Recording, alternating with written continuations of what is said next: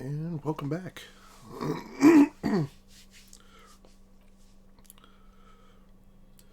to Disco Elysium.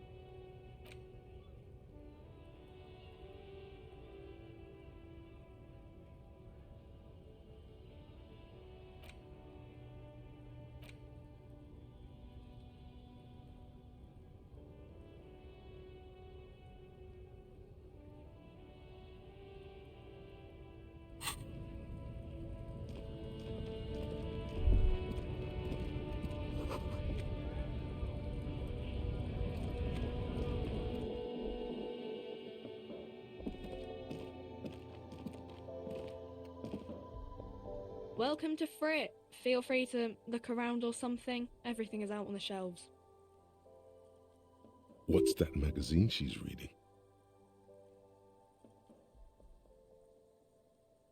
You mean this? This is Pop Stars. It's got, famous people in it. It's not for sale. Looks like it also has something called Police de la Mode, featured on page 34. This speaks to you.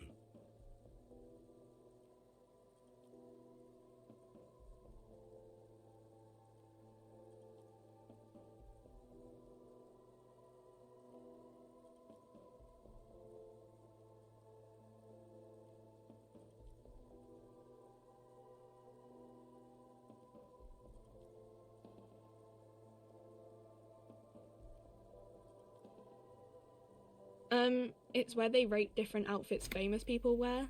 It's kind of funny. They're kind of mean. It's about who's the most stylish.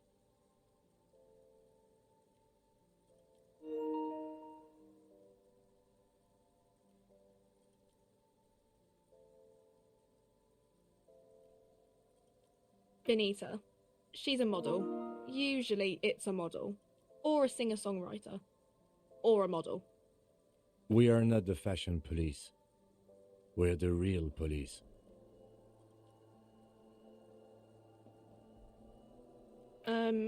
Okay. I'm not really supposed to be chatting to anyone, but...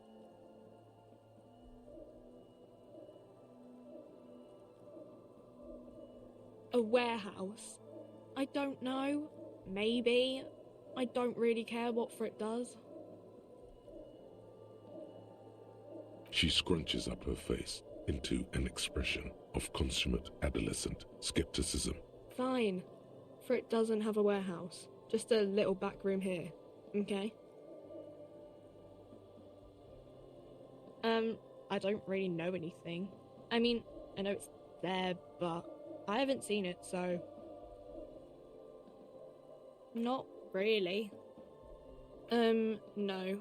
I didn't know him at all. Uh-huh.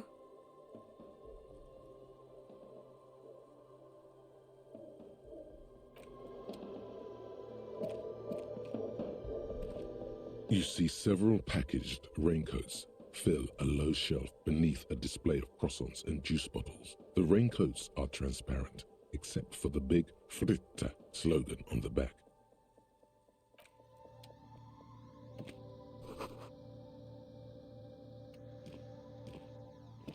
A small cabinet on the wall is filled with various medicine bottles, nasal sprays, and their logo is the bloodless rose.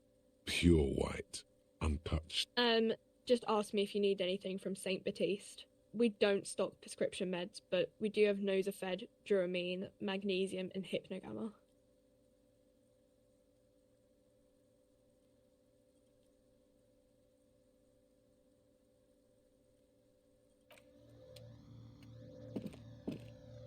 The tear machine stands in the corner.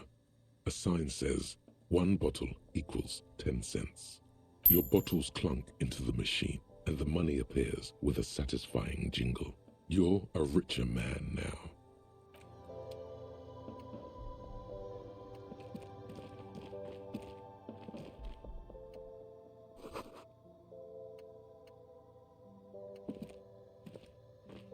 A colorful display of cigarettes and alcohol. The bottles wink at you in the light. The smokes too glitter in their wrapping. There, in that dark green glass, all in vain. The great flowing river of warmth, wine, alcohol, beer, alcohol, love, alcohol.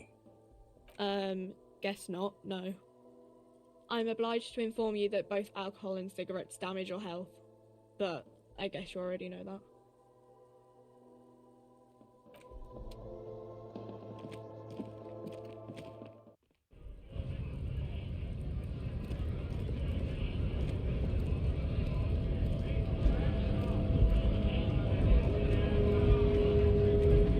Scab? You're hazy on the notion of a scab. Smells like politics, though. Maybe it's got something to do with the flask he reaches for from time to time. A kind of a worm, content with mere survival. They come, they want to do our job for shittier pay, screwing over both themselves and us. Everybody loses. Beats me. Somewhere in the ground, I think. Gotta be bloody stupid or freaking evil to scab. Or I guess scared, maybe. But scared of what? Of who? Personally, I'd rather beg than scab. If the gentleman shouting on the street came begging, maybe they'd have gotten something. We've explained the matters, but they don't listen. This lot would be reasonable and go home if the big guy wasn't riling them up all the time. Big guy. He means the leader of the scabs. I was just messing with you. No one's ever seen a cop scab. Imagine, you cops going on a strike, but then another cop comes in and says, "Let us cop for less money." Speaking of, what brings the RCM here, to the wild north? Come to see the strife?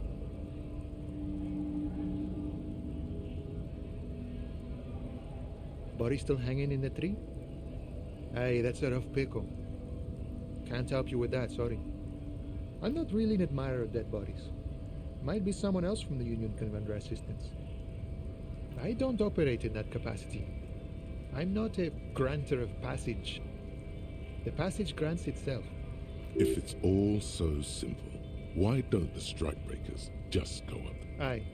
Walk right past Measurehead and go in. Yeah, the 2.5 meter tall Semini Supremus is there. Walk right past him, then press the button to unlock the door, then go past him again, and you enter the arbor through the office. Está.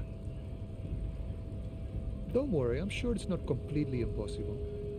For example, you could best Measurehead in a feast, or you could convert to a Semini Supremacist worldview. Or, maybe it actually is completely impossible. Sure. You know, serious business. I'm sure the big boss... He's a chatty guy. Wants to talk about the strike too. Just can't break the command structure and tell you now.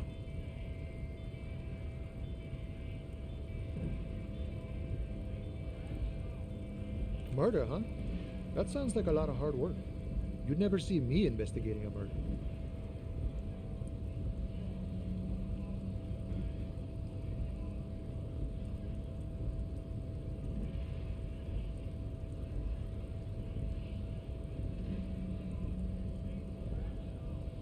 Probably not.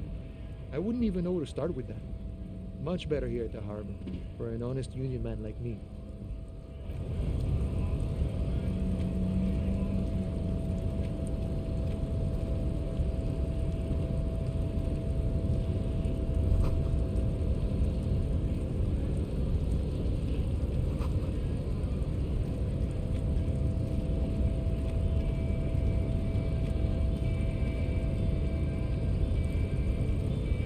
Nobody betrays your degeneracy. Yeah, Measurehead. His body totally betrays his degeneracy.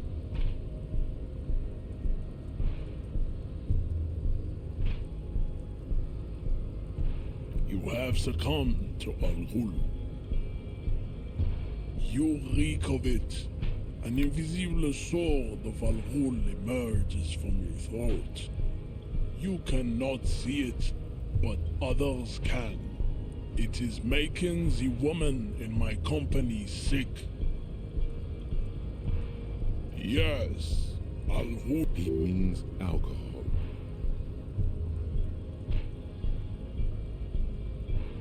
I doubt it.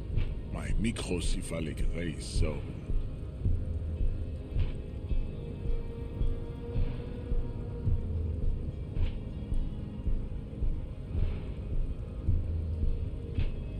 No, you don't.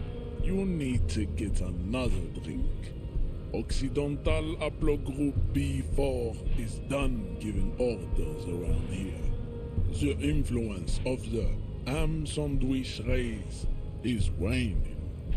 Does this remind you of someone? The guy down there?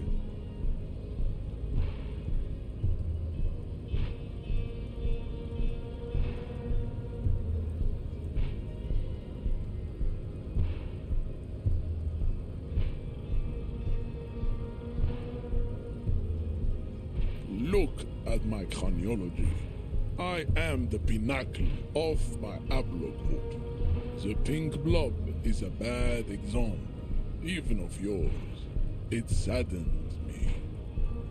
You were once a noble and powerful. You gave the world eugenics, electricity, and powerful weapons of war like missiles and aerostatic aircraft.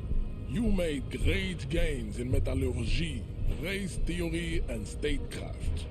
You dominated lesser cultures, like the deformed Hemians and the inexplicably potato-obsessed Kroikos. But now your ascent to the genetic summit has halted. You are obsessed with sadness and with frivolous pop culture. You will be superseded. Isn't that right, babe? It is, baby, yeah. You know it. There is a button right behind him, just out of reach. It must be the one that opens the door to the harbor.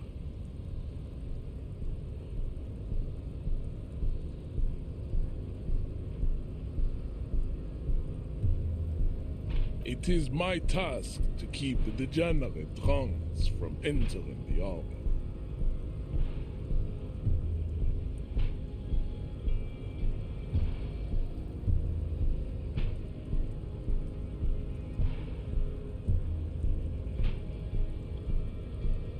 Enough with this begging. You should leave. Bring your troops to the Simonine Islands and to Boogie Street, and we will pull. The walls will be lined with bottles of Al Ghul, your beloved beverage.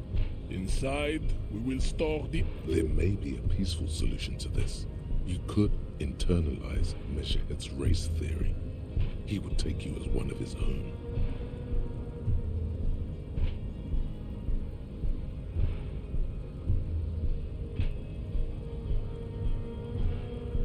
Well, not as such.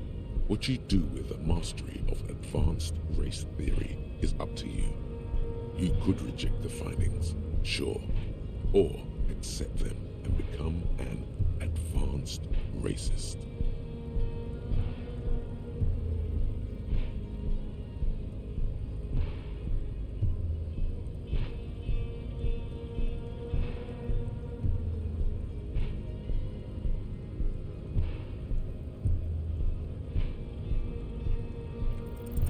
Ask what kind of races there are first. Classification is core to this stuff. Do you? The lieutenant looks toward the harbor's electronic door, and then, to you, he lets out an audible sigh. You are obviously a liberal, Sailorite. A polyculturalist. I can see it from your love of microtechnology and your sartorial choices. Do not deny your friend the truth you have denied yourself. There are 3 categories of race. Type A, the heroic races. Type B, the servile races.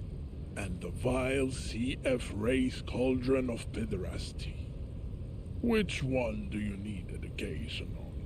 Those are the Simonese, the Areopagite, and the Occidentals, excluding the Maun, of course. The Maun are riddled with eczema to the point where they find it impossible to smile. They are all lactose intolerant, a common result of inbreeding. A receding genetic pool has led the Maun on reprehensible street parades in Maun cities like Stadskanal and Vredefort, wearing wooden clogs on their feet and little green tassels on their hats. You know them by the names of their nation states: the Oranese, the Gotwaldians, and the Königsteiners. My people simply call them Maun. Mahun is a derogative term for first world people of Gotwaldian descent. They do not all have eczema. Also, people of Katla, like the Suru and the Uhu, are much more lactose intolerant. In some municipalities of Oranje, people do wear shoes made of wood to street parades. Green, orange. The Maun are proof that you can have too much Occidental racial purity and tassel-centric culture. Inbreeding has led to a lactose-intolerant subrace whom no one can take seriously. The Vespertines and Messenians of Vesper and Messina, the ancient Meteorans of Meteo by the golden Pisantic Sea, the Suren of Sur-la-Clé, and even the North Königsteiners, all have type A race propensities. The other large Mondial civilization, the Mesk, are too yellow and oleaginous to count as a heroic race. True, they are violent and expansionist, but they have a glandular problem. Overproduction of sebum. Sebum is leaking into their brains, making them listen to El Mariachi music and eat toxic minced meat-based food, which in turn only produces more sebum. As proven by the Maun and the Mesk, Occidental type A is in retrograde. The Simonese and the Areopagite are on the ascent. The indigenous people of this, the Insulindian archipelago. The Simonese inhabit the southern islands. I am Simonese, from the stock of Ulmuir on Ile de Fantôme. The Areopagites are the master race of the Ile Maran deserts. The Simonese are descendants of the Areopagites. We came here during a heroic migration from Ile Marat to Ansuland, thousands of years before the lactose-intolerant Maun Occidentals discovered this place. The Areopagites are sleek, long-headed. The Simonese are powerful, mesomorphic. The former is an immutable progenitor, unchanged since the Super Isola of Pericarnassus. Ancient brains rest in their slender skulls. The latter is perfected in adapting. Together they form the Simeno-Areopagite or Simeopagite superrace. That is all. There are no more Type A races in the world. Type B are the unheroic races, amorphous non-competitors of the great race. The Khoikos and the Vacholiers, they are mud-colored people. The Khoikos of Grad, Hugo, Zimsk, Chest et al. Are what you would call white officer in a suspect description.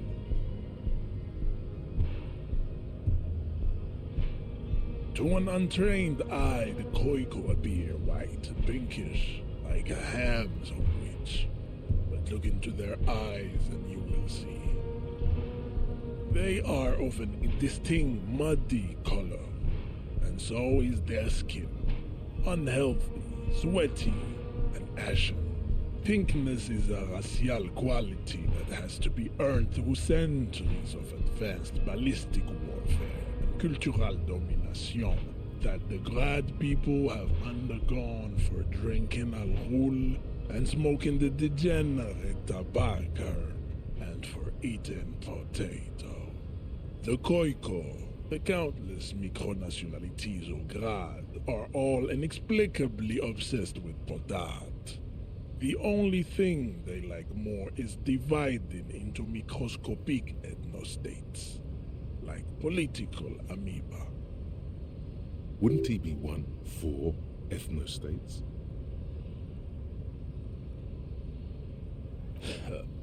They are microscopic. The Semeno-Areopagite superstate will cover the entire remaining planetary crust, uninterrupted. From Holy Semenine to the Boreal Plateau of Katla.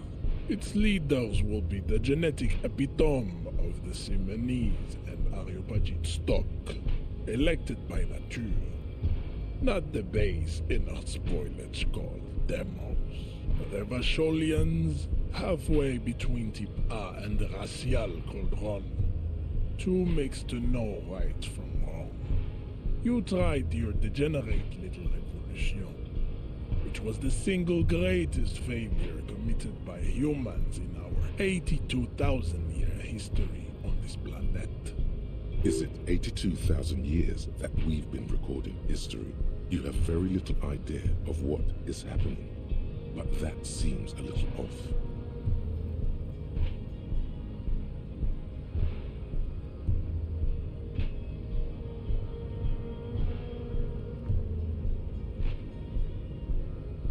The revolution came to Ravachol from Grad, in Zaras ridden potato carts. It is literally an illness, a prion disease that leaves the parietal and frontal lobe ridden with holes. A soft, sponge-like mass of dementia, hallucination, and paranoia. The revolution is fatal familial insomnia. A hereditary prion condition passed from the Khoiko to the Occidentals. But not sexually. Probably through trade routes and potate acid, the prime component of the enough of Type mediocrity. Types CF are a museum of failed chimeric experiments and tragic maladaptations. They are tortured creatures waiting to be put to sleep. Your morbid interest in them worries me. It would be cruel to entertain ourselves with their deformities. Were there any able-bodied races you needed education on? You understand nothing. To solve the great race enigma, you have to first ask yourself, what is the race enigma? You have not even worded the mystery, let alone solved it. You need to internalize what you have heard here today, then return to me. This clarity does not come instantly. I cannot possibly imagine what else we have to discuss, Tibere Vasholian. Your love for disco music and venereal disease?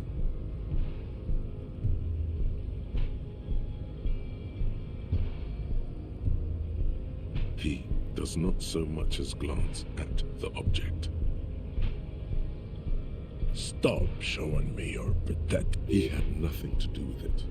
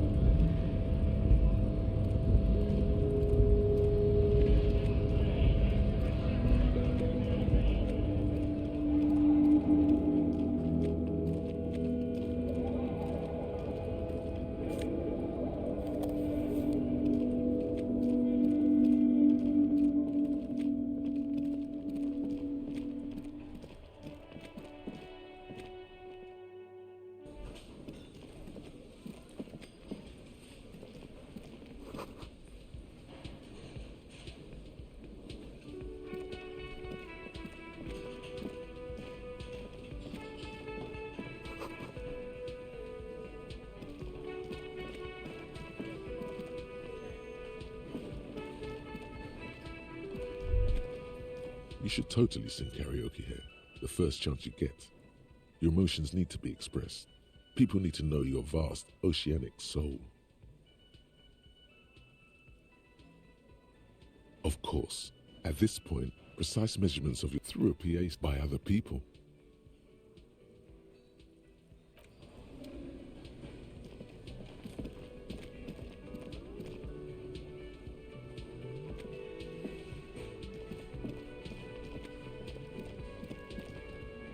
Can I help you? Thanks. I hope you found what you were looking for. How strange. I certainly didn't put them there. The trash collection service? CS Municipal. I don't see why they would put anything in the trash, though. Ah, the elusive CS Municipal. I doubt we'll be able to track down who was sent here last and when. This will have to be one of those little threads that solves itself down the road. Thank you anyway. Yes.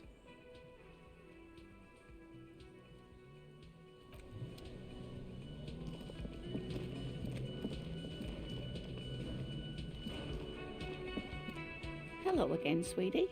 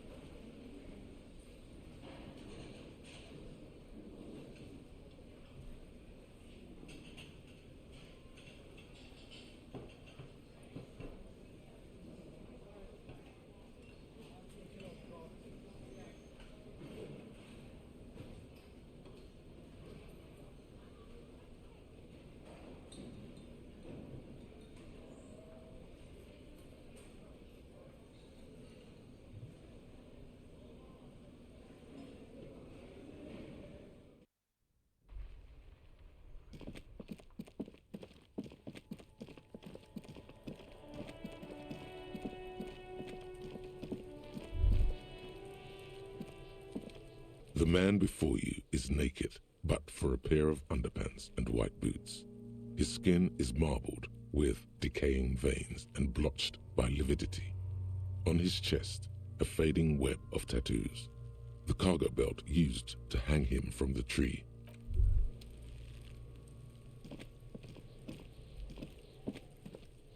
There are several footprints in the mud, left by work boots, heavy workers' boots with reinforced toes and hobnails, all over the yard. Isn't this something an industrial worker would wear? Noted.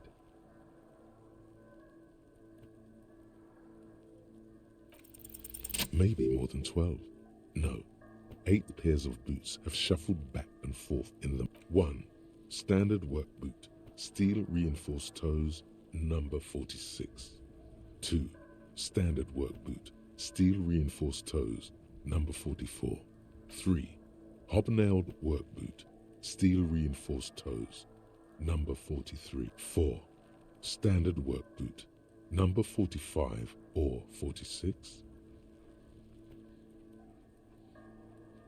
You don't know. It's a miracle you can tell the prints apart as it is. The cold must have. 5. Another standard work boot, steel reinforced toes, number 44. 6. An aberration, light as air, even pace, same make of boot, but number 41. Impossible to tell. Could also have been an adolescent. The gait is undeveloped. You're not bad. It's as if the whole world darkens. Everything else has a thin film of unimportance on it, and the tracks burn in the middle of it, in a strange, beautiful way. 7. The glowing outline of a standard work boot, number 46.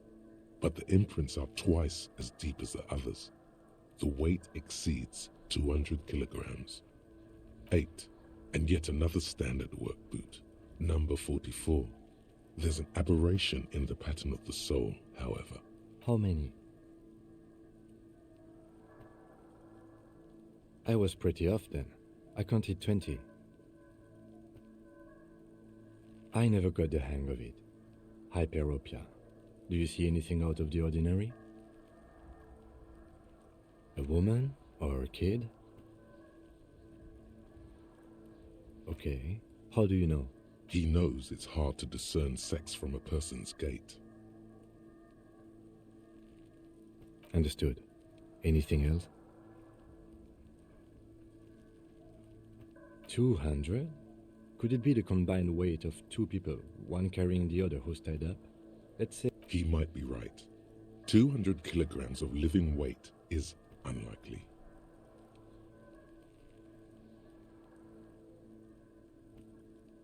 Possibly, yes. But why? Yes, they could have used a makeshift stretcher or just march him up to the gallows. Even easier to carry on a stretcher, or between 2 men. Anyway, it's for future consideration. What else can you see? Interesting. Let's name it the old soul. Someone operating a workbench with a pedal, like a joiner at the harbor. Or maybe a drummer? No, it's not. Forget I said it. We are not looking for a drummer. Perhaps it could be a driver. A driver would wear out the right shoe before the left. The accelerator is on the right. We should keep our eyes open around the traffic jam. See whether anyone strikes out as a potential suspect. Seems prudent, no? Mm-hmm. A week, maybe? 7 days would fit the time frame provided to us by the caller, who reported the hanging. It is not impossible. I pulled last week's forecast for coastal Havashon. 7 days below freezing. The day before, the day of his hanging, was the last warm day. Correct again. Sub-zero temperatures would preserve the tracks in a good state. The commotion here could have taken place a week ago. What do I think? A mob of people brought something heavy to the tree. One of them was carrying the victim. They shuffled around, especially under the tree. Then, after hoisting him up, they stood in a semicircle facing his direction. At first glance, this appears to be a lynching. Indeed. They all stood in a row here and looked at the tree. Yes, everything fits so well. Carried him over, hoisted him up, watched him hang. This is easy. The lieutenant's eyes narrow. He's thinking to himself. Either way. What else?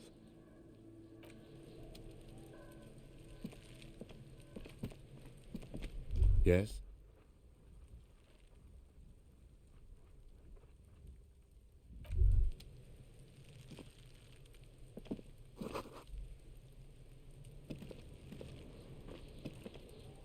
The man before you is naked, but for a pair of underpants and white boots. His skin is marbled with decay. Of course. You have questions, don't you? Come back later, Corporal. As you narrow, this is a trick. Only the lower extremities are pink. I see it. The monster, So, what do you think? I agree. his personality is Totally dead.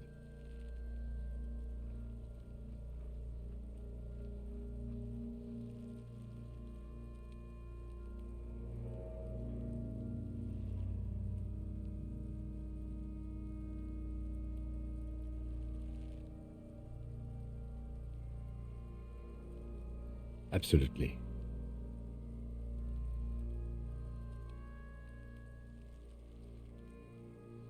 a pool of The victim appears to... The fuck he said? Talking about shit.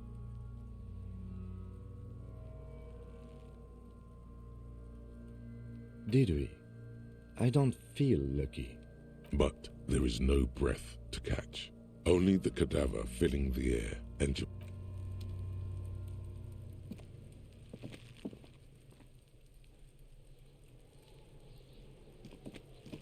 the man before you is naked, but for a pair of underpants and an intricate web of blue lines stretches. Of course.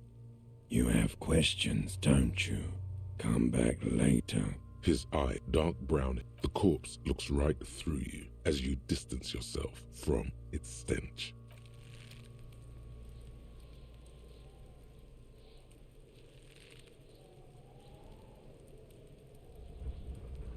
Yes? What do you want to know? No, it's not a particularly mysterious case. The lieutenant adjusts his collar. It doesn't look like he wants the case to be more mysterious. Good.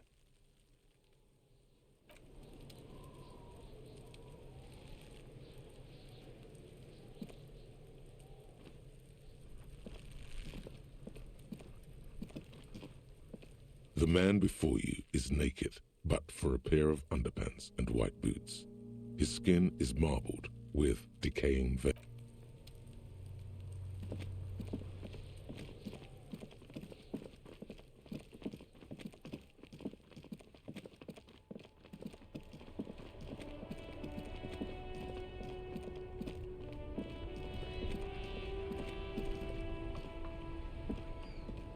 Inside, you see a set of steering levers. This is Precinct 57. How may I assist you?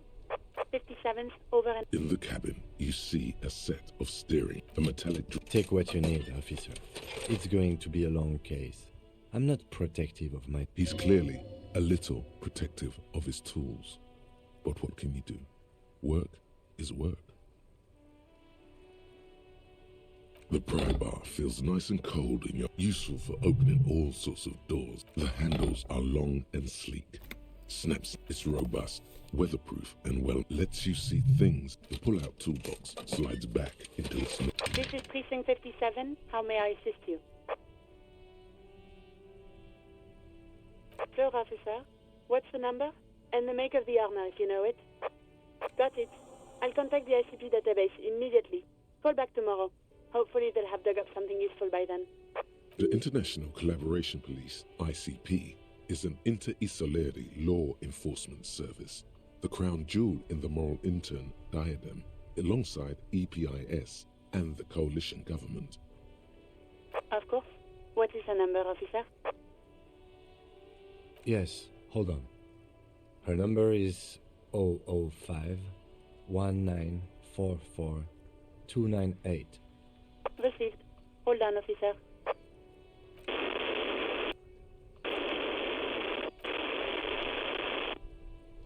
Lieutenant Kitsuragi slowly begins to... Officer, I have Sylvie Malaika on the line for you. Yes, hello?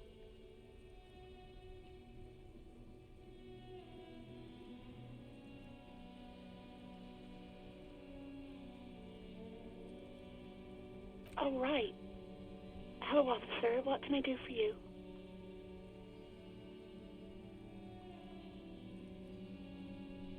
You mean, why did I leave the bar? Why not?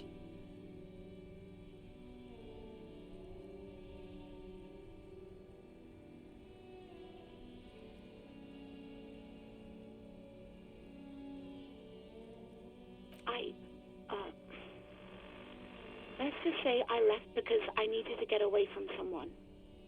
What? No, why would you even think that?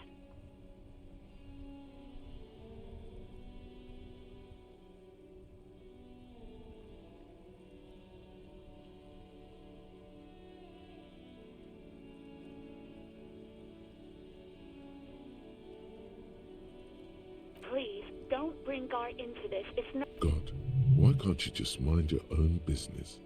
I already said I don't want to talk about this. You're messing everything up again. No, not me.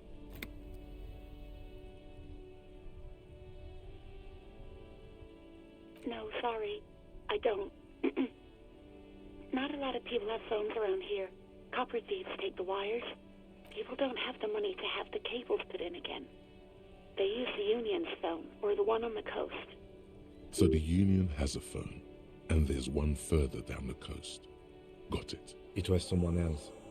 We'll find them sooner or later, officer. It just might take a while. Yeah, go on. Yes, I know who you are. This exact conversation has happened before. Establishing authority before this young girl seems to have been important to you in the past. Don't go there again. Oh, no, I haven't, sorry. Real policemen have uniforms too, by the way. Where's yours? Right. It's better to not ask too many questions, lest people start thinking you're a cop or something.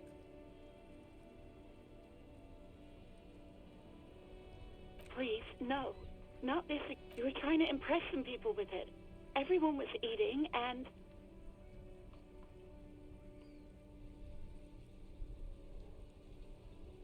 You were waving it around in everyone's face, begging them to describe it. You said it calms you, and then you... Oh, those again. I have been trying to wean you off them. You know, when you put your gun, your actual gun... I remember this. You were screaming things like, "My brains are all over the wall," painting them red. I won't be seeing it, 'cause these are my brains. I can't see without... No idea. All I know is next you were waving around money instead. Same thing. It almost looked like you pawned it. But believe me, I did not ask. Well, you tried to jam it down the toilet, sir. I am sorry about that. Anything else, Detective? I do hope so. Please, don't call me again. Bye. Yes, you have obviously done something to upset her at the Whirling in Rags. I'm not mad, it's just... You were so drunk and so emotional all the time, and then the skewer thing happened. It just made me want to quit.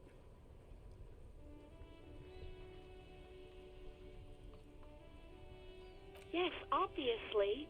You were the worst client I've ever seen. And I have seen so many assholes in this place. I've had sailors fighting, union guys grabbing my ass, kids stealing booze. Once a guy was glued to the karaoke machine every night for 2... Well, you were worse than all of them. Honestly, you were getting borderline aggressive. Even about little things like not turning down the volume at 3 a.m. I even liked one of those songs you kept listening to on repeat. No more. I hate it now. We Go On by the O.O. I can't listen to it anymore. You've turned it into a parody. To hell with that song. Then there was your room. Your project. An experiment to see how bad it can get in there. I tried to send the cleaner, but you wouldn't let me. Threatened to make me understand. I had no idea what you meant. And then screamed something about how you're a piece of shit human being and why does anyone even let you work as a policeman? That you'd fire yourself, but you can't even do that. And then I had to deal with your toilet. The one you clogged with police documents, causing water damage downstairs in the kitchen. I won't even mention you waving your gun around, harassing customers, threatening to sing karaoke, threatening to kill yourself. No, you really weren't. You were simply the worst.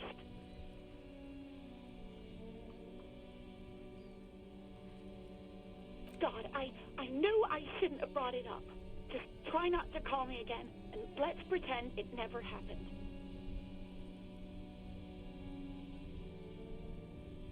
The stuffed bird, the great skua, you threw it against... I think you said it had been giving you shit ever since you got there.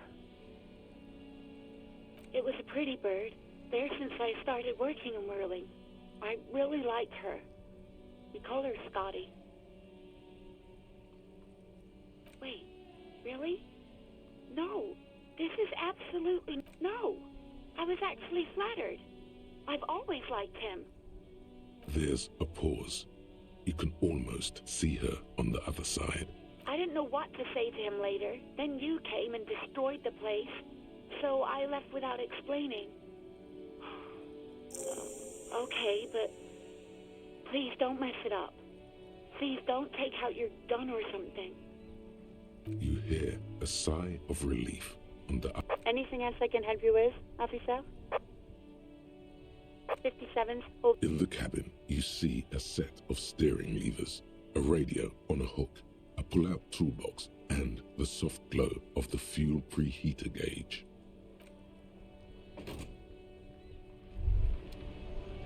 Hey, so we've been monitoring you internally, and now we know your Copo type. Yes, guess what's yours? Yes, sorry cop. The cop who's sorriest. Let's make it official then, shall we? Oh, you know, Apocalypse, Superstellar, the advanced interesting cop, Liquid Shadow cop. But you're too sorry to say those things. So, here we go? Of course you are.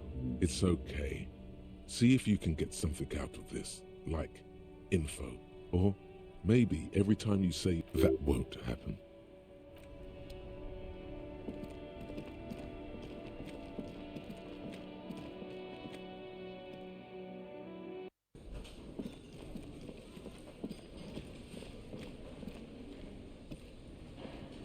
Can I help you? Wait, what? But what about the bird? Yes, the bird. I found it lying on the floor with a broken wing the morning she left. You broke the skewer! I assure you it was him. Why on earth did you have to break the skewer?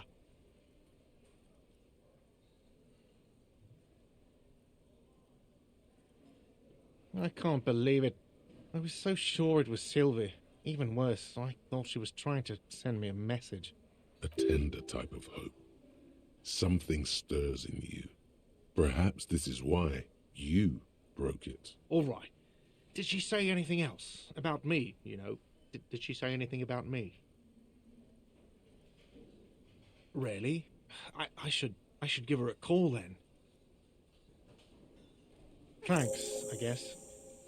Was there anything else you wanted, or...?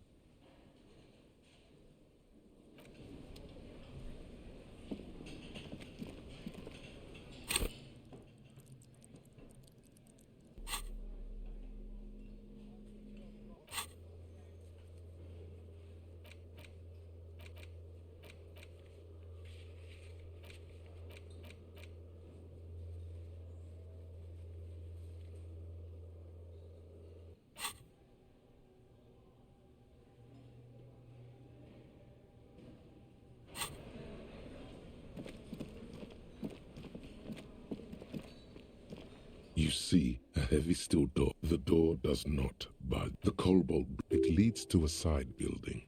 Adjacent.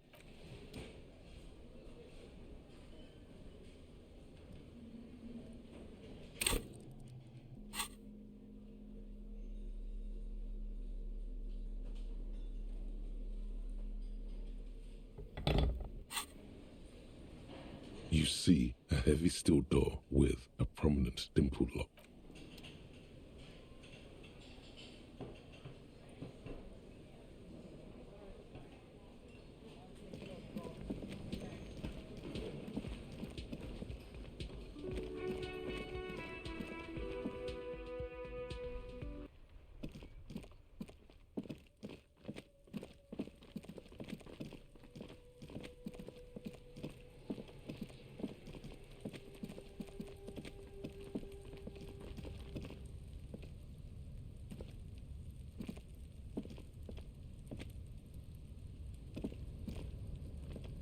An inconspicuous pile of the roofing material, Eternite. It's nothing. Someone just left some roofing material slanted against an old shack. Because there's a secret door hidden behind the panels of Eternite. That's why there it is. You see a shabby little door.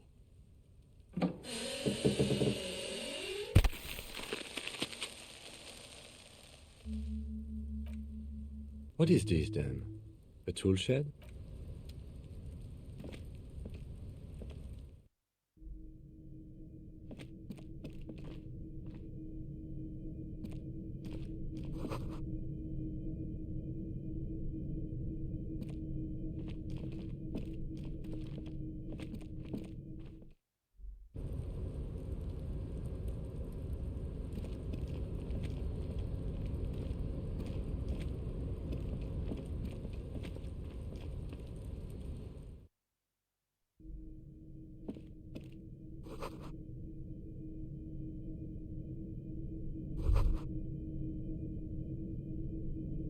Be still, my beating heart.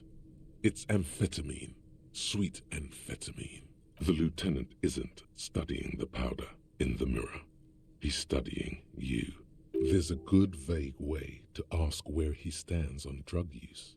Professionally, I mean.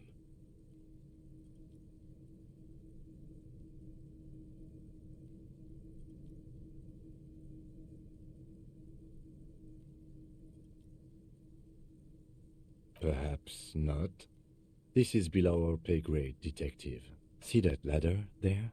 It's probably another way.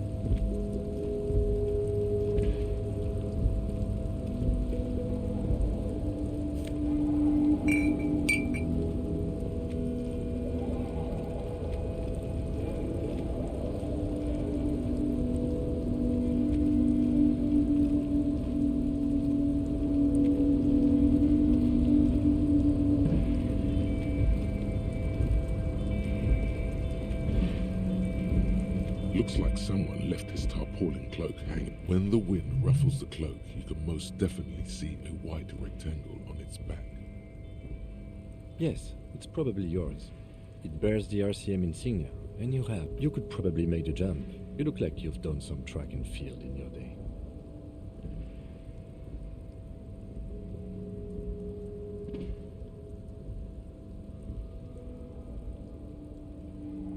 cloak? I do think it's yours, yes. As to, well, it doesn't seem too dangerous. The cloak looks like a bag of goodies floating in the wind. Who knows what its pockets may hide? The wind is aggressive up here. The lieutenant looks at the enormous crane towering in the distance over the container yard. Then he turns back to the sad piece of fabric flapping in the wind.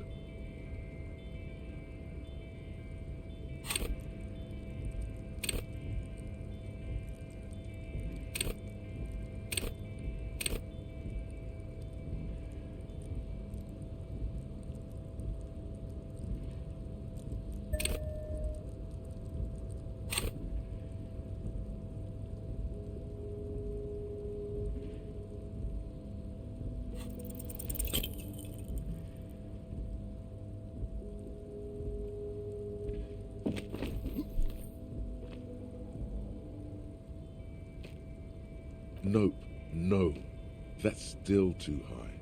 What were you thinking? You're not a gymnast, you're a boxer, and you've climbed way too high up here. You could have died there. Shit. I'm failing you. This wasn't part of our deal. Hey, what happened? I understand. We can always come back when you are feeling better. It's just a cloak after all. I was under the assumption we could ask the leader of this union to help us get this body down. Or it could be that we are just exploring.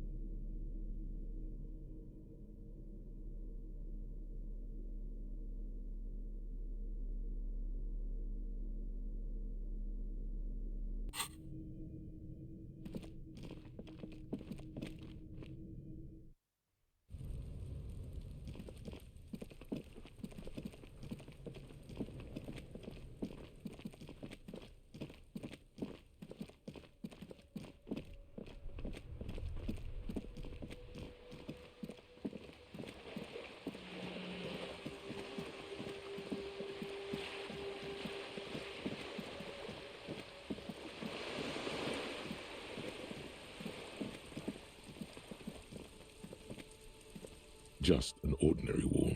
Nothing to see here. You have no clue. It's just a wall. So many walls all over Martinaise. Weather-worn, cracked, their paint peeling.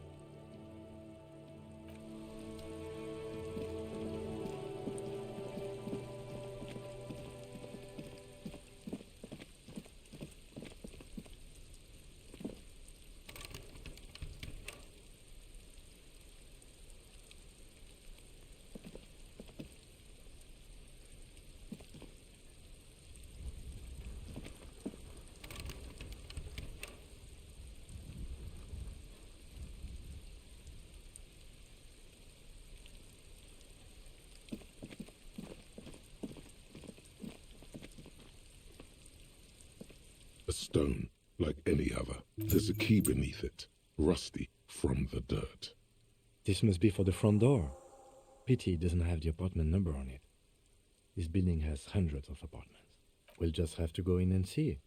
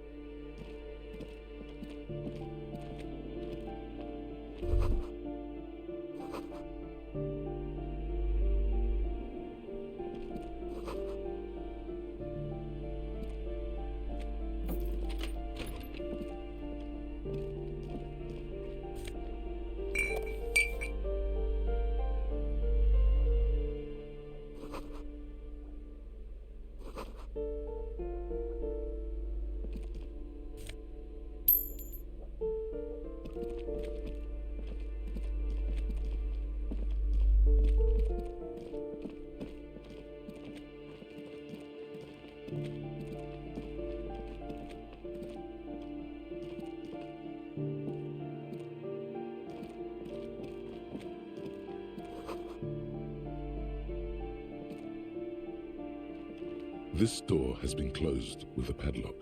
A chalk-drawn number on the board says number 11. It's a solid lump of metal, but the shackle is deeply corroded. A solid pair of... Better whip out those cutters. You won't get very far otherwise.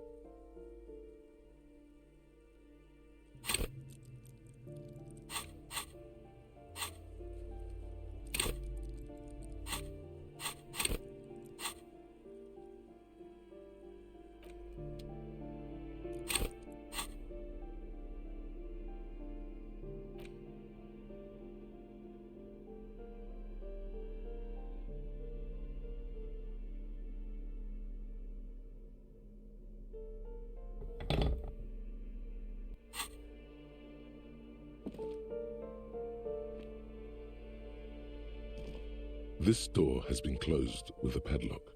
A chalk-drawn number on the board says, "What are you doing? You're trying to cut the body of the lock with the chain cutters, and it's really not working." I believe it's the shackle you mean to cut, Detective.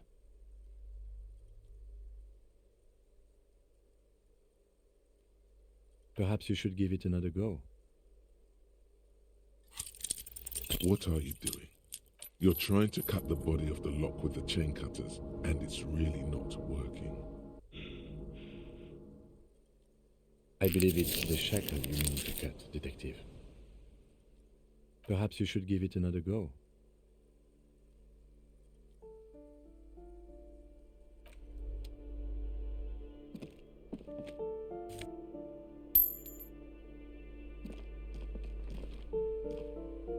Yes?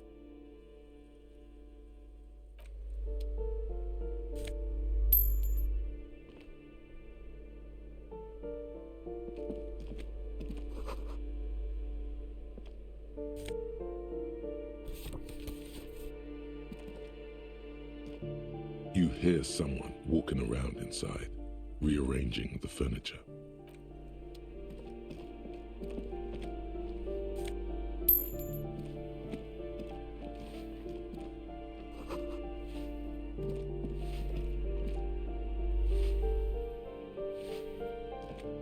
Give me a moment. The cold never does any good for my bronchitis. I'm fine. Fine. Don't you worry about me. Now, what do you... She's the cleaning lady. She knows the floor plan and the residence. Ask away, policeman. People come and go. I don't keep an eye on every... They probably just moved or died, hopefully somewhere else. Oh, that one is a scientist, a future scholar. I think he studies astrology at the community college. Education's good. I always tell them to study. Something to do with all those stars around his door. That's what I said. Astrology. The lieutenant shakes his head, as though to say, let it... No one lives there. It's been empty for months. Impossible. I would know if someone had moved. Maybe it's those countercultural people again. Breaking into a house like it's great. Young people. They're worse than rats. You know, always littering the hallways. The artiste. Nothing I can do about her, I'm afraid. She ruins the... She leaves an old lady to her business. More than I can say for others. She mumbles some kind of a response, then hacks something into her handkerchief. Yes, yes. I know who you mean. The scrawny boy who... Somewhere in the building, a child starts crying. What's he in trouble for? Talk? What was so funny about that? He lives upstairs in room 28. Go to the balcony. It's one of those doors there. He's usually home in the evening. Thank you. We should go check out his apartment on the balcony. See if he's home. I'm no one. Just, if you can call it living. It's barely bigger than a closet. But I don't complain, no. I have my bed and my aching bones to keep me company. She hasn't spoken to anyone for a while. Even her sentences feel rusty.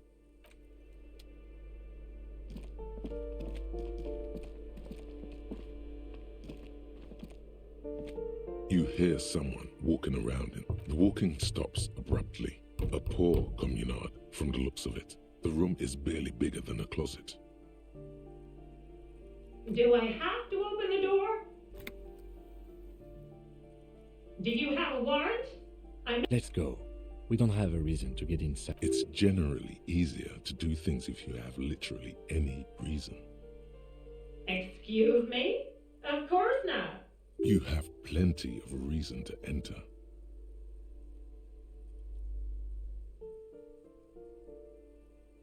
Oh, come on. Well, that was smart.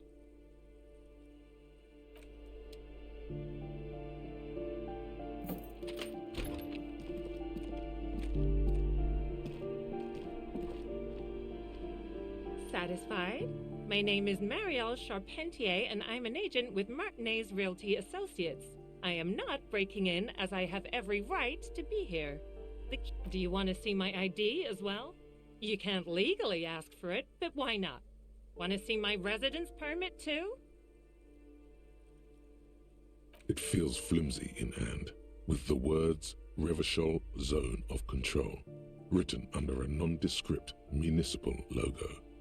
There's a picture of her with shorter hair inside, along with all... Thank you. Do you have any questions? I need to be back in Midtown in an hour. Oh, that's another huge mess. The former tenant owes us 3 months of rent. 3. And again, I have no idea how stupid mistakes like this can even happen. But Ron, when he came to close the door, didn't close the neighboring door. And there's a hole in the wall. A hole in the wall. Can you believe it? And then the tenant ran off with his stuff. The sum must have been puny.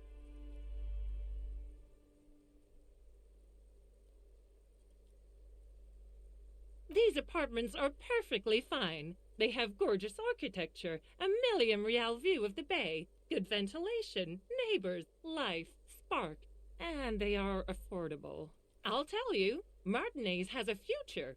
In a few years, it's going to blossom with artists and creatives and those radio computer wizards.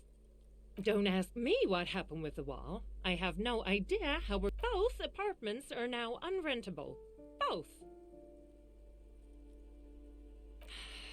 I need to get it ready for the next lease, but as you can see, the previous tenant completely trashed the place. It was some kind of a moribund old man who used to be a business owner. You'd think they'd make rent, but that was months ago. Anyway, was there anything you want? Of course.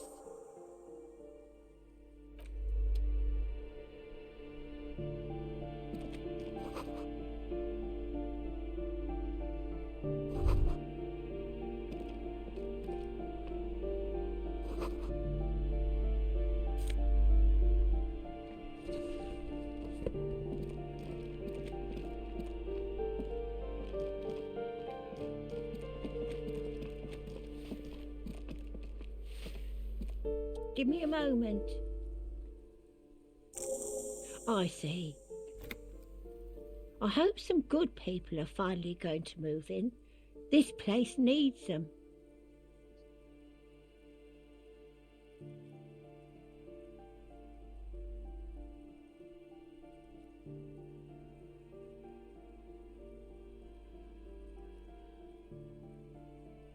Oh, I do like wizards.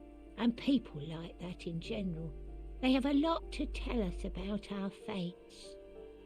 She means clairvoyance.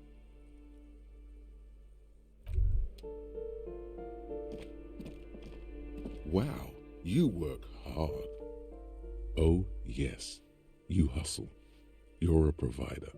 It's tough out there, but you keep it real and provide. Look at yourself. You're a human pedometer. You must have walked 200,000 steps down cracked asphalt, mosaic. That is the sign of a hustler who never gives up. The world is harsh and people are evil. You didn't make it that way, and you won't let it break you. You, a little, you make money. You got gills, baby. Got those black papers with the faces of the innocents on them. You bring in the Franco Negros and the Solar. It ain't easy, but you do it. Day in and day out. You didn't make the rules, but you won't lose. You're a cop and a sprinter and a money printer. Sure. And has it been easy? Is life easy? Have you not gone into cardiac arrest? Are you not about to have Are you rich? That's right. You work harder than anyone. You almost rode yourself to the grave, and you're still practically a hobo. Why is that? Because of the taxes. G-Man's got his jam-covered sticky fingers in your pocket, stealing from you every time you buy. Aren't taxes almost non-existent in the Gotham estate that is Revachol? You and I both, but they got those indirect modes of taxation. Sales tax, excise duty, extraction tax, this tax that doesn't even have a name. Plus, there's the stuff people in other countries pay for that makes them ask for more. 98% of all your money.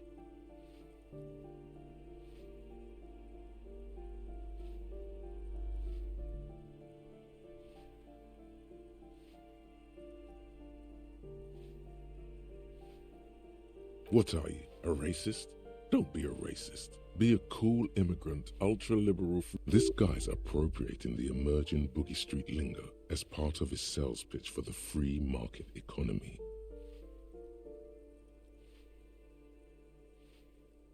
Yeah, ain't it cool, Ryder? Ain't it street?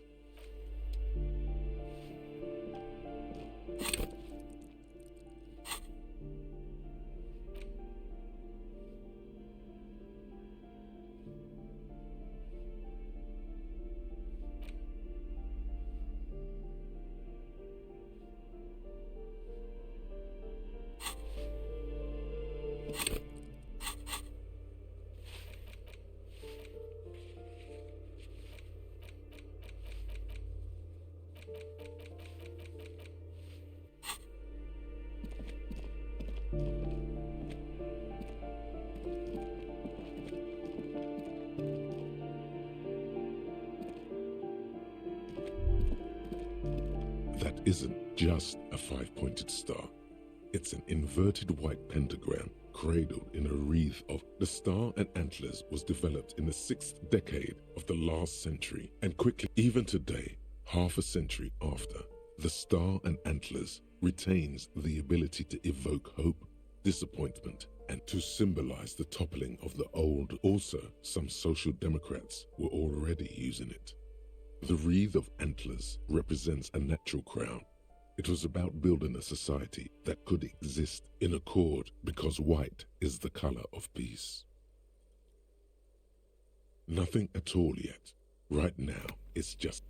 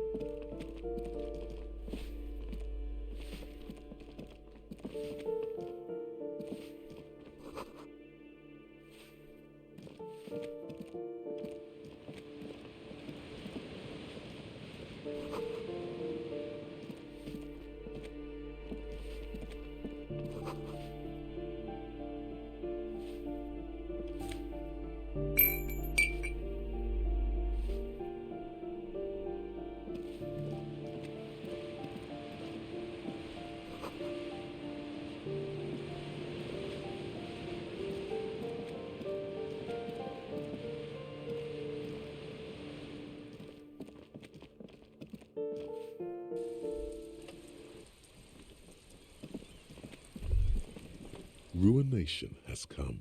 The broken arches betray the once grand history of this building. It towered over the harbor until it happened. A great force from the northeast fired into the city. Heavy artillery shelled the coastline.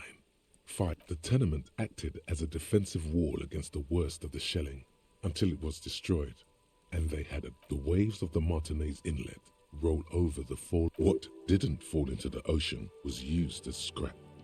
What wasn't used as scrap was thrown into the ocean. Those arches acted as support for something greater than what you see now. Only 3 stories stand where 9 to 12 once did. Restoration has failed. A fleet, the combined armies of Occident and Grad, with Mesk volunteers, a 5-nation army. They massed airships further down in the Bay of Revachol. The artillery was so powerful. The ships not only required gyroscopics, many are still there to this day. If you squint, you can just barely see the shadow on the water. Far in the coalition warship, Archer can shoot 50 shells a minute on 20 co-aligned archers. They will reach the city in 58 seconds.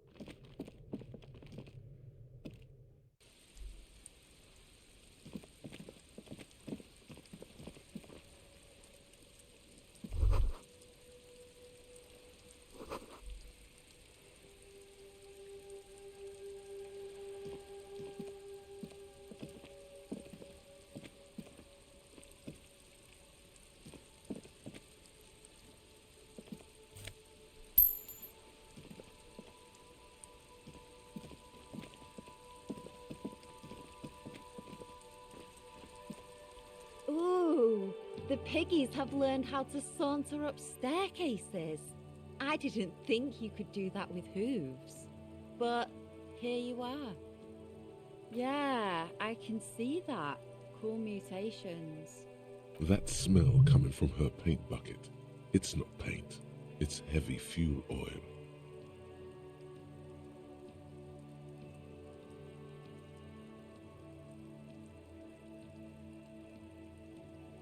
Red-dyed heavy fuel oil, intended for exclusive use in government vehicles, to be precise. What did you think I was using? Aquarels? Sucked it out of a cop's fuel tank myself, back in Jamrock. You ain't seen nothing yet, Piggy Boo. Ooh, not only have you found my address, you've discovered my biggest secret. I'm a coal miner. She does have eyes that seem to be smeared with coal. It doesn't have to do anything at all. Nothing does. The inspiration will come to her once hell is set loose on the streets. It's too calm right now. Shoot, Piggy. It's what you do, isn't it?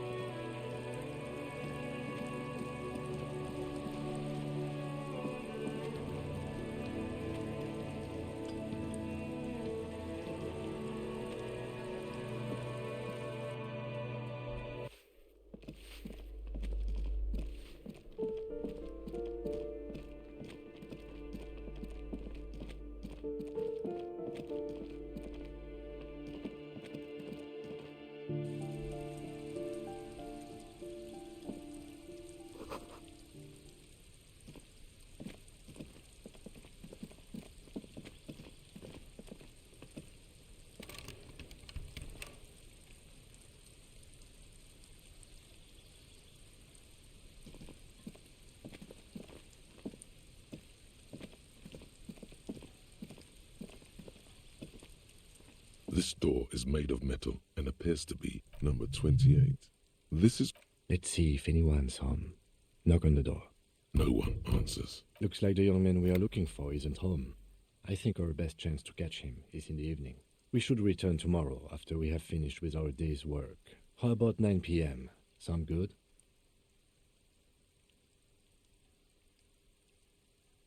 Tomorrow, 9 p.m., right here. Damn. Turns out it's quite tricky finding someone in a big apartment building. Remember, tomorrow, he's probably gone for...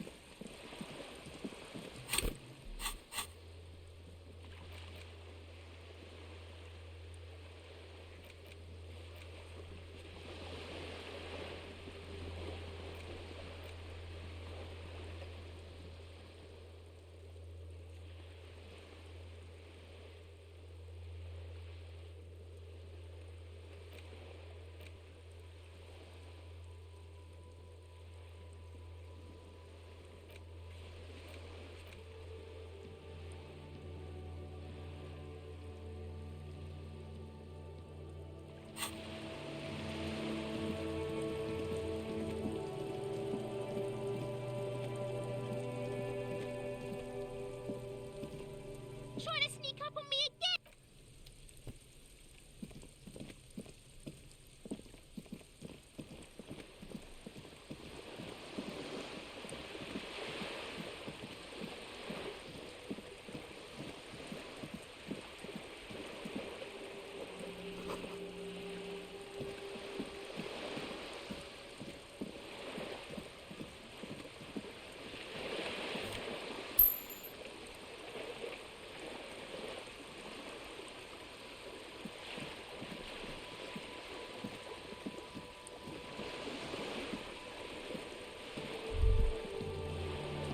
The sight of bullet holes stirs something in you, making you forget the lieutenant's surname.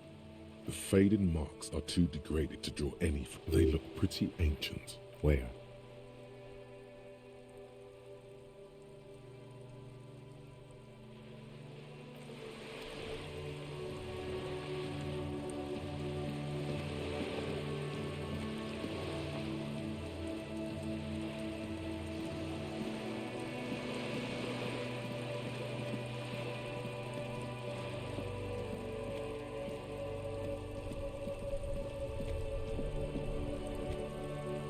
This Post Levantore mail collection box has been heavily. A faint sticker on the side reads, RCM Emergencies Desk number 8102, with a slogan, Mankind, be vigilant.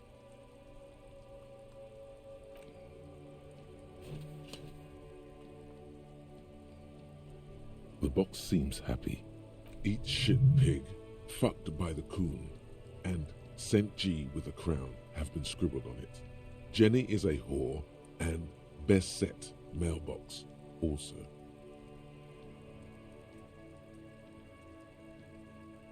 The mail collection box seems cathartic, thankful even. So do you. You shudder. Then you swallow.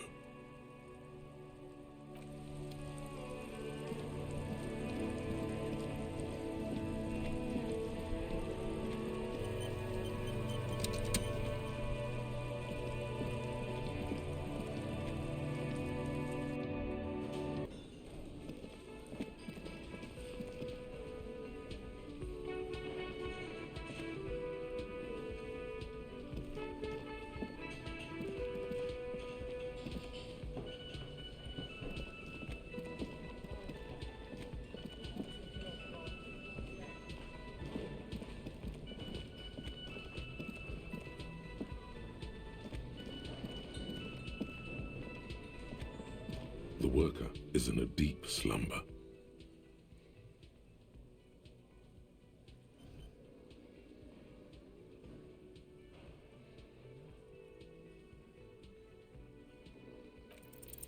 The worker continues to nap, undisturbed despite...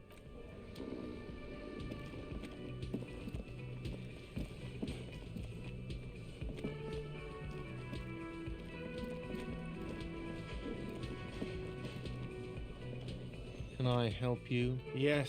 Have you got it? A lot. A lot. For the room? Like what? I was rarely enjoying talking about the money you owe me.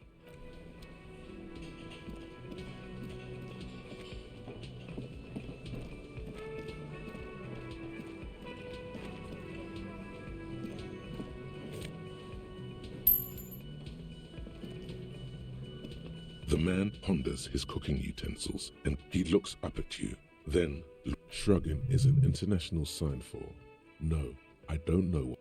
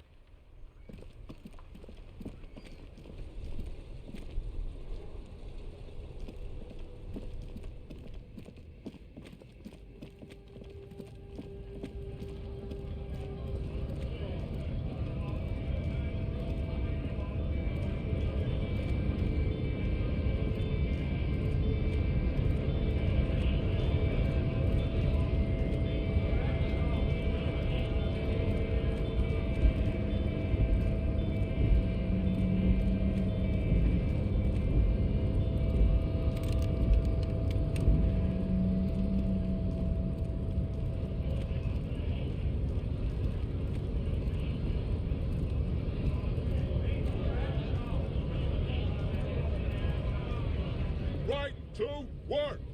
Right to work! Shame on you!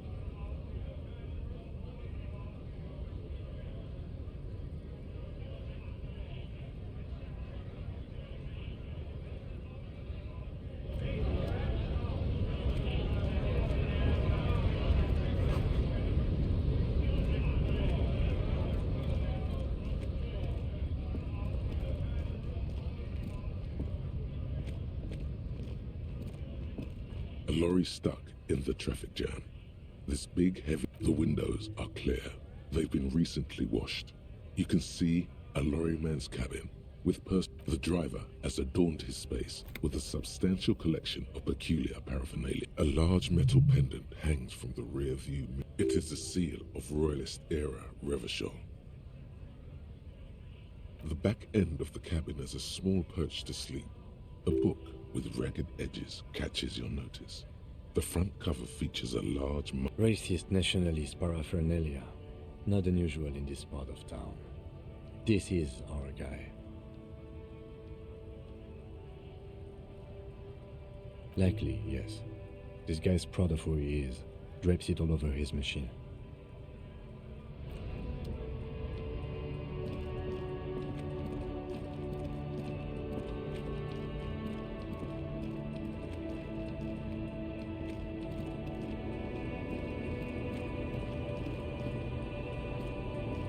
The small, wrinkled woman does not greet you. She nods along to something on her radio. A photograph. The photo, an ambrotype from the turn of the century, as golden as her smile. No response. Wherever this woman is, your words fail.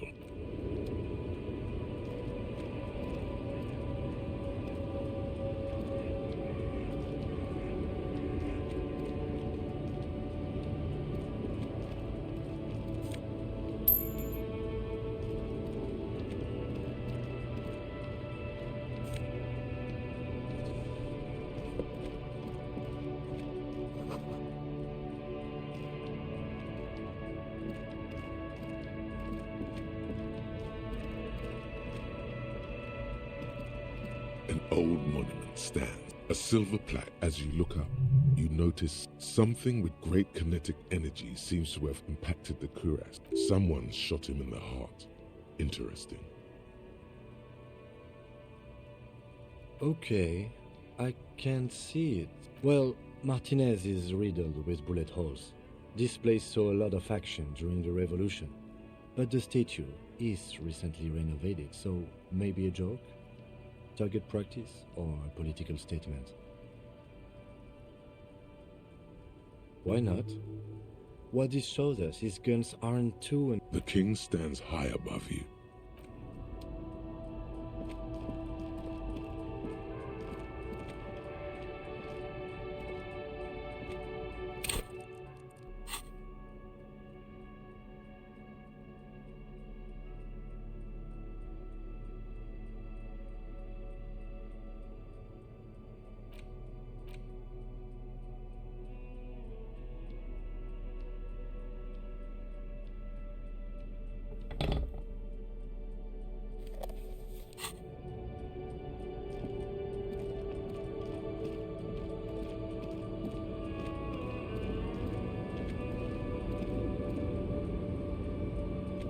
The woman still.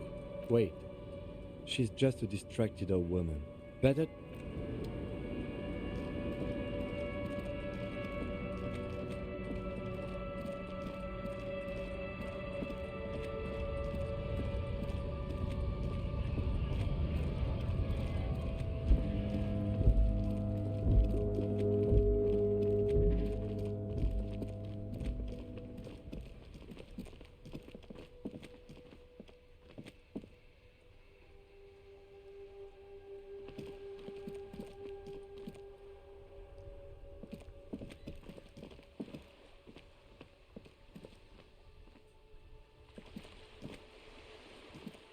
The lights are so pretty when it gets dark.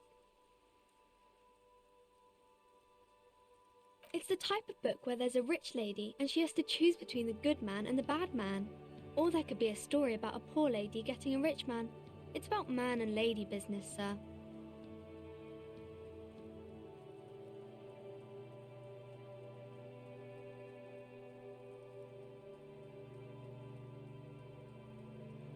It happens, but usually the guy gets rich in the process. Or should actually, those are unhappy books for most of the pages. People sad about what they have lost, but then it all turns maybe some about other books. Crime fiction is about murders or burglaries or things like that, and the work of a policeman or a private detective who's trying to solve a crime and catch the criminal. And it's kind of like a puzzle. You don't look much like a policeman. Didn't mean to offend, sir. Sorry, sir. It's just that you don't look like Dick Mullen.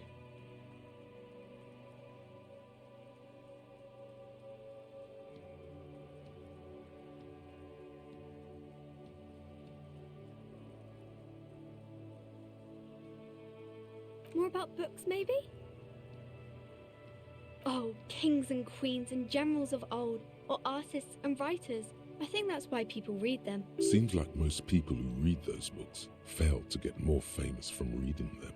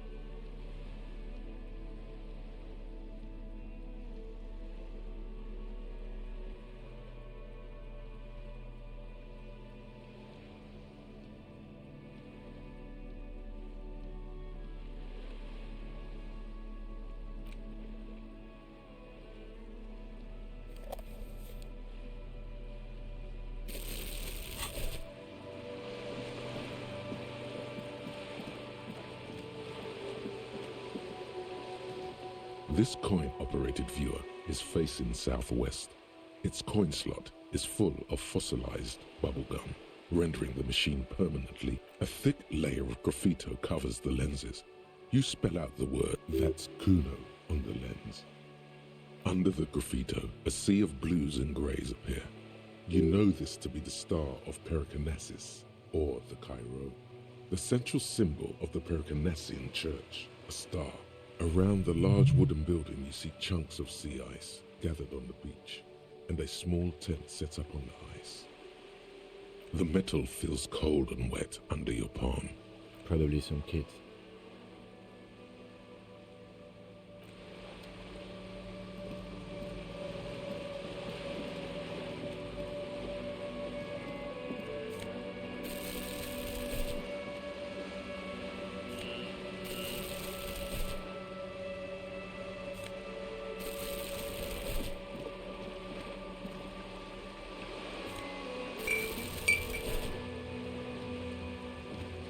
This coin, why place a tourist attraction in the middle of such poverty?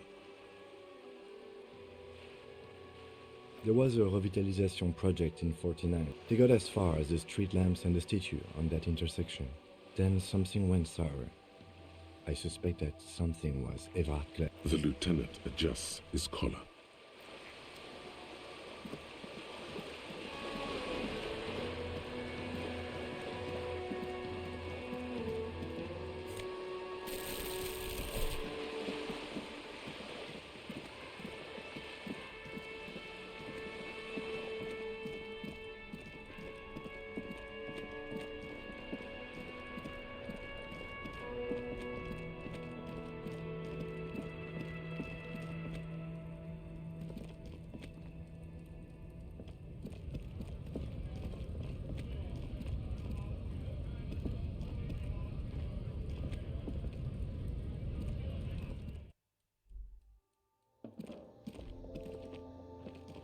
The tear machine stands in the corner. Your bottles clunk into the machine, and the money...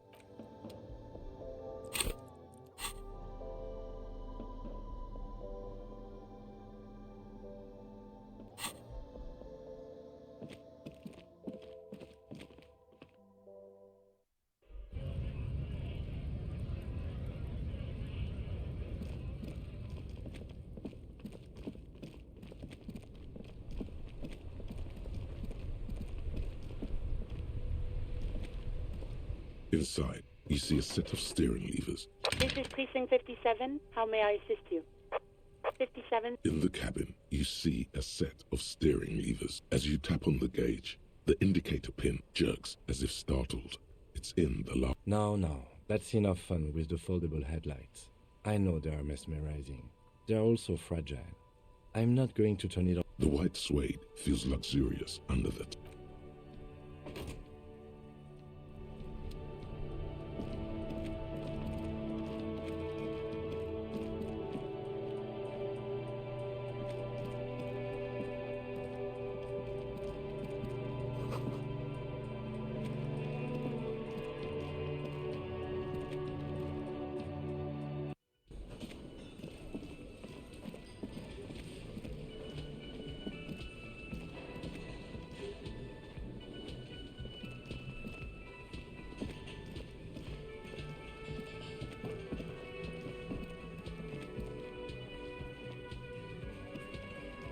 Hello again, sweetie.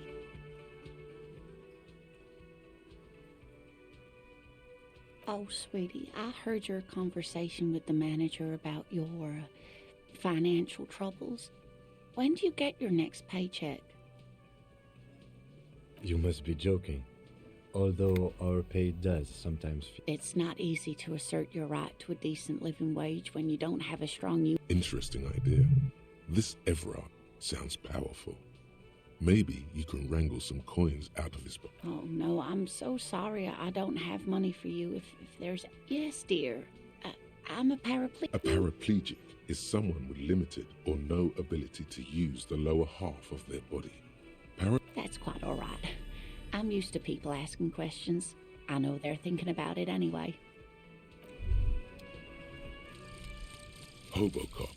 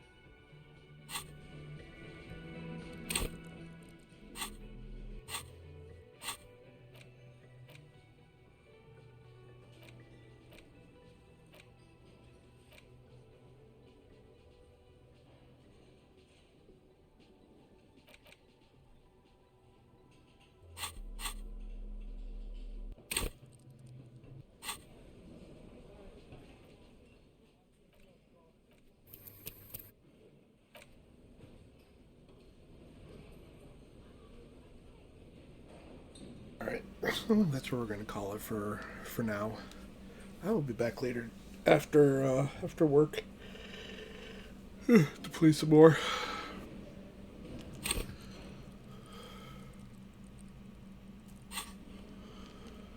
But I thank you for watching, and we will catch y'all next time.